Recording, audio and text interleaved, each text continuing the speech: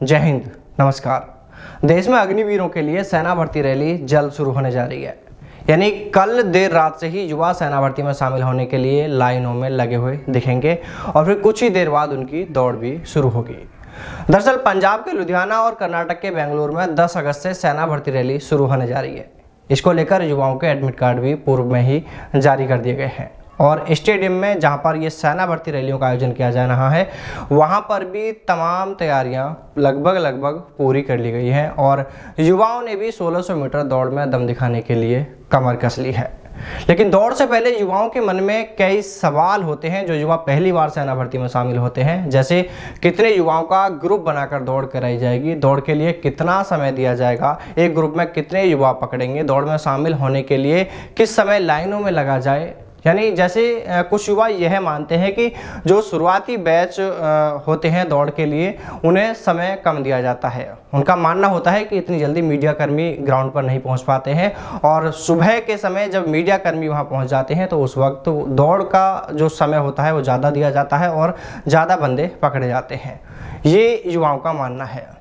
मतलब ऐसे ही कई और भी सवाल हैं जो इन युवाओं के मन में है। जैसे अभी सवाल ये भी है कि इस बार अग्निवीरों के लिए जो सेना भर्ती का दौड़ का समय रहने वाला है उसमें कुछ बदलाव होगा क्या?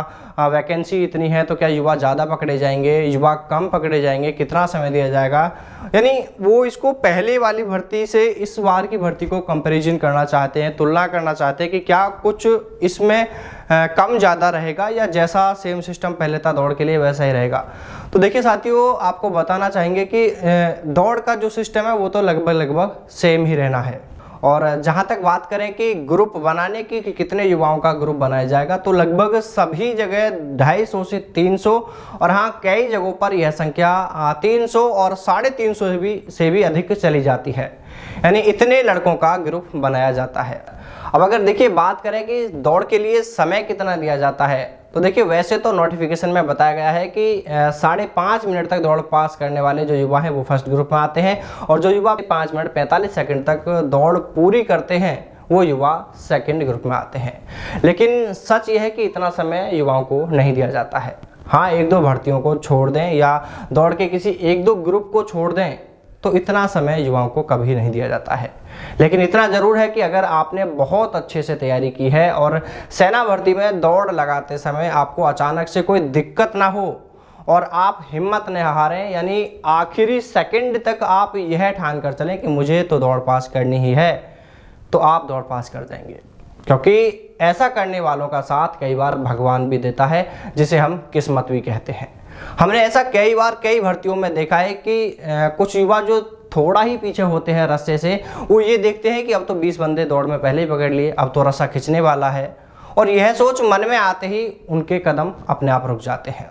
जबकि उस समय चाहिए ये होता है कि जब आपने 4 चक्कर लगा ही लिए हैं और अब सिर्फ 20 से 25 मीटर ही बचा है तो आपको तो उस स्थिति में आकर रुकने की जगह फुल जोर लगा देना चाहिए। हाँ, ये सही है कि जोर तो आपको चारों चक्करों में ही लगाना पड़ता है, लेकिन यह बात हम उन युवाओं के लिए कर रहे हैं जो लक्ष्य से सिर्फ चंद कदम दूर होते हैं और वो हारने से पहले ही हिम्मत हार जाते हैं।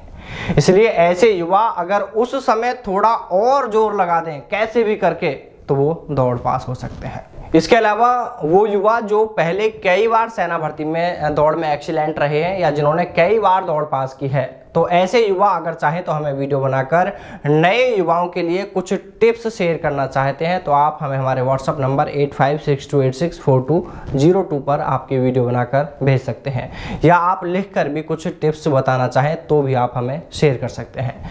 यानी आप अपना अनुभव उन युवाओं के साथ शेयर कर सकते हैं जो युवा पहली बार सेना भर्ती में शामिल होने पहुंचेंगे।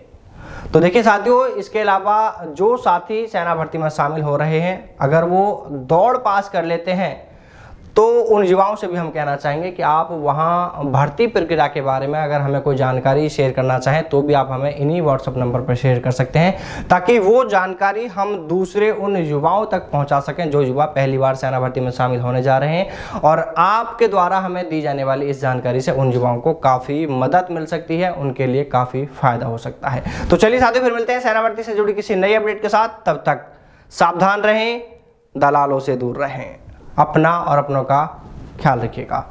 जय हिंद, जय भारत, वंदे मातरम।